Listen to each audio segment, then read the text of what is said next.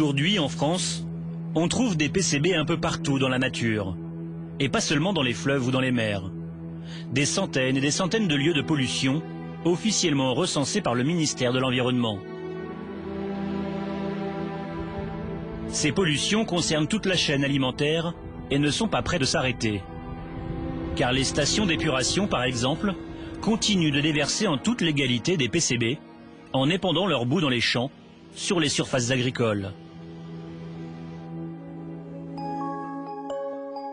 On peut les retrouver dans toutes sortes de nourritures, comme les œufs par exemple.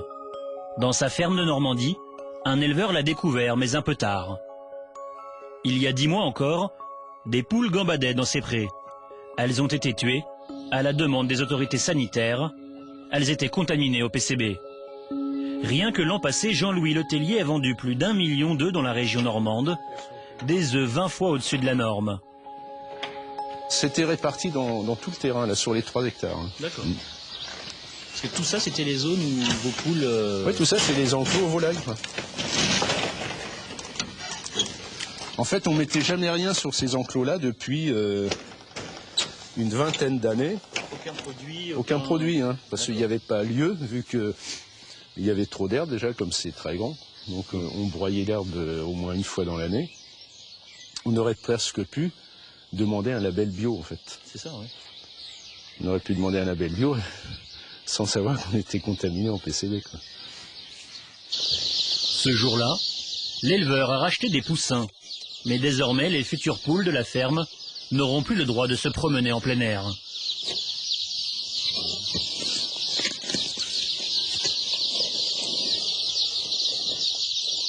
Ils sont nés hier. Ils ont juste une journée, quoi. Il y en a combien? Là, il y en a 500. Mais là, vu qu'on est obligé de les laisser enfermés, on ne peut pas charger le bâtiment, quoi. Pourquoi vous êtes obligé de les laisser enfermés? À cause de la contamination au PCB, les sols qui sont contaminés. Donc, les mettre dehors, ça c'est fini, c'est exclu. D'où vient cette pollution au PCB, au cœur de la campagne normande? Personne ne le sait, et seul un expert du WWF, le Fonds mondial pour l'environnement, dénonce les autorités qui s'attaquent aux producteurs sans vraiment chercher les pollueurs. Pour savoir où on en est. Ici, on va faire une analyse des sols, d'accord? Bon, ok, c'est plombé, d'accord. Mais après, tout protocole veut que sur 1 kilomètre de rayon, tu cherches s'il y a d'autres points qui sont contaminés. Oui, c'est le b.a.-ba, quoi, je veux dire. Quitte à ce que derrière on te dise c'est toi le pollueur, mais au moins que le travail soit fait sur les 1 kilomètre de rayon. Ça n'a pas été fait. Et là, du jour au lendemain, on leur dit mais c'est terminé. Et en fait, ça fait penser un peu aux pêcheurs. Tu sais, c'est... Ah ben c'est terminé. C'est-à-dire que c'était vous le fautif, on ferme l'exploitation et c'était terminé. Ouais.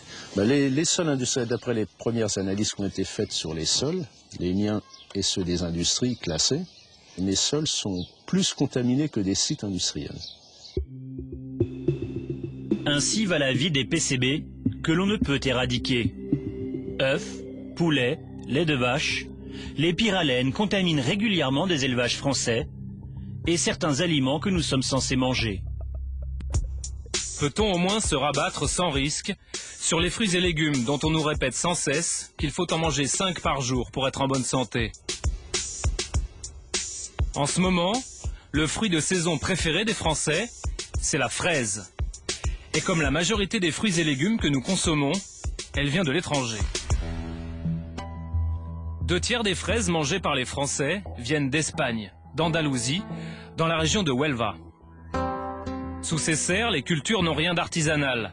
Leur production est intensive grâce à des produits chimiques parfois interdits en France. Des pesticides dont les bidons sont abandonnés à 2 pas des serres dans des décharges sauvages. Ils sont parfois dangereux, comme le bromure de méthyle par exemple. Depuis 2 ans, la Commission européenne demande à ses pays membres de ne plus utiliser ce traitement des sols très toxique pour l'homme. Il a été conclu qu'il y a des raisons manifestes de penser que la dite substance a des effets nocifs sur la santé humaine, en particulier celle des personnes présentes, les professionnels et celle des consommateurs. Malgré cette mise en garde, l'Espagne a obtenu une dérogation et de nombreux cultivateurs continuent de répandre du bromure de méthyle dans leurs serres. Leur coopérative les incite même à le faire. C'est ce que nous a avoué l'an passé un gros producteur de fraises de la région. On utilise le bromure de méthyle. On s'en sert comme herbicide. C'est ce que nous recommande notre coopérative. Interdit en Europe, mais utilisé en Espagne. Le bromure de méthyle détériore le système nerveux des travailleurs qui le pulvérisent. Mais quels sont les risques pour des consommateurs? Gilles-Éric Serralini est professeur de biologie moléculaire. C'est l'un des plus grands spécialistes européens des pesticides. Ce qu'on sait, c'est que ce qui est à base de bromure en général ou de chlore va avoir souvent des effets perturbateurs endocriniens et souvent des effets toxiques à faible dose. Les polluants en général de ce type sont comme du sable dans un moteur. Et donc ils vont petit à petit donner des effets cancérogènes, des effets sur les maladies hormonales, des effets sur la reproduction, des effets immunitaires ou en tout cas baisse de l'immunité, allergie, et des effets sur les cancers évidemment. Que font les autorités françaises pour s'assurer qu'aucun des fruits vendus en France ne contienne des résidus de bromure de méthyle? Direction Perpignan. 60% des fruits et légumes que nous consommons viennent de l'étranger. 9 fois sur 10, ils arrivent ici, au marché d'intérêt national de Saint-Charles. Voici les hangars d'Anecop, une société qui importe 130 000 tonnes de fruits et légumes chaque année en France. C'est ici que débarque une partie des fraises cultivées en Espagne. Toute la journée, Caroline Cognet parcourt les allées avec son échelle et son carnet. Elle doit vérifier la conformité des produits dès leur arrivée. Cela s'appelle l'autocontrôle. L'importateur se contrôle lui-même. On fait un prélèvement par sondage, c'est-à-dire qu'on a une vision globale du lot sur la qualité visuelle et après on va prélever des pastèques au hasard, faire un échantillonnage pour aller au laboratoire la couper, voir si l'intérieur est conforme. Voilà. Anecop n'analyse que 100 fruits ou légumes par an en laboratoire en France. Mais selon son PDG espagnol, aucune cagette, aucun fruit, aucun légume ne peut échapper au contrôle réalisé dès la récolte chez les producteurs. On fait des contrôles de qualité, des contrôles de pesticides à 3 niveaux. À l'état production, qui sont faits sur la serre ou à niveau des champs. Après, c'est à niveau de la station de conditionnement. Et finalement, on fait ici, c'est le niveau de notre contrôle. Vous en trouvez des résultats non conformes? Cette saison, on n'en a eu aucun. La saison passée, je ne vous dirai pas, je ne m'en souviens pas, mais zéro. Ouais. Même sur la fameuse fraise qui pose chaque année un débat. En fraise, j'en ai jamais eu. Parce que jamais de résultats non conformes en fraise. Les fameux résidus dont on parle chaque année, chloropicrine, bromure de méthyle, etc., ça, vous les cherchez? Bromure de méthyle.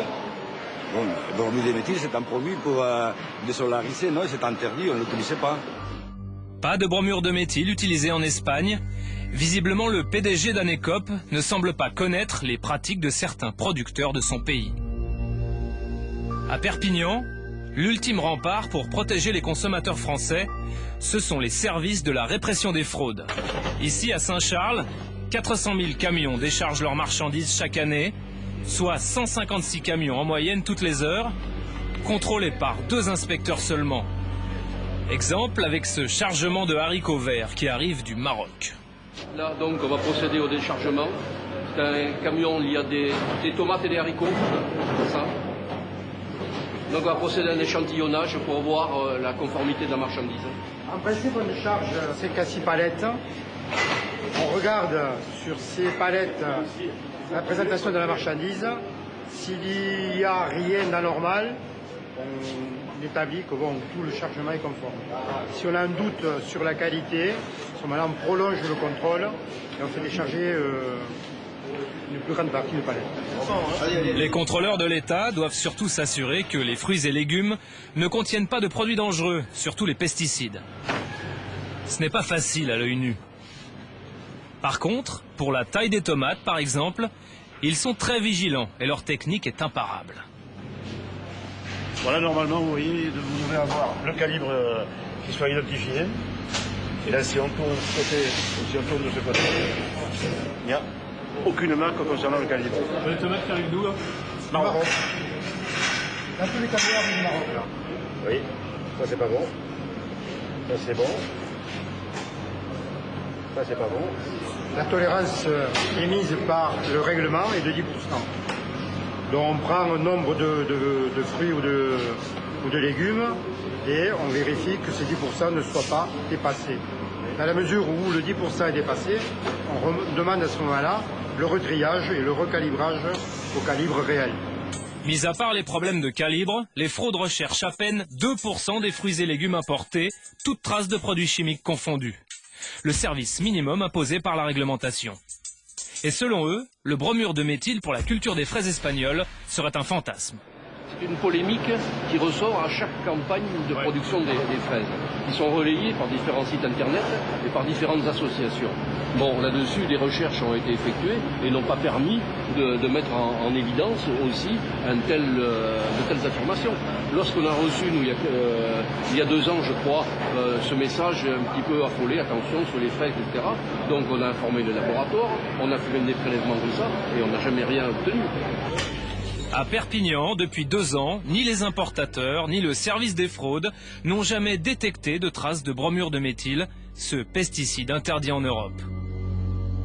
Pourtant, l'an passé, en faisant analyser 2 barquettes de fraises espagnoles achetées au hasard sur le marché français, nous en avions trouvé. 2,7 mg par kilo de fraises, en dessous du seuil officiel de risque pour les consommateurs. Mais pour le chercheur Gilles-Éric Serralini, expert auprès de la Commission européenne, cette norme n'est pas une garantie contre ce produit très toxique. Les organismes réglementaires s'accrochent aux normes comme un singe à un arbre, mais en fait, ces normes ont très peu de logique scientifique réelle. Je vous le dis sans cacher les choses. Tout simplement parce que la façon dont elles sont calculées correspond à des études chez le rat à partir desquelles on ne verra rien, et ensuite on va diviser par 100 par un facteur tout à fait subjectif, sans tenir compte forcément de l'accumulation réelle de ces produits, sans tenir compte surtout des effets combinés. Et en plus, ces études sont faites de manière tout à fait artificielle, avec seulement un principe actif, alors que le produit est mis sur le commerce avec des tas de détergents qui sont dans la formulation que le fermier va utiliser ou l'agriculteur va utiliser, et qui rendent ce produit beaucoup plus toxique et beaucoup plus stable. Interdit ou pas, au-dessus ou en dessous des normes, les amateurs de fruits et légumes peuvent s'interroger sur la qualité des contrôles des produits aujourd'hui importés d'Espagne ou d'ailleurs.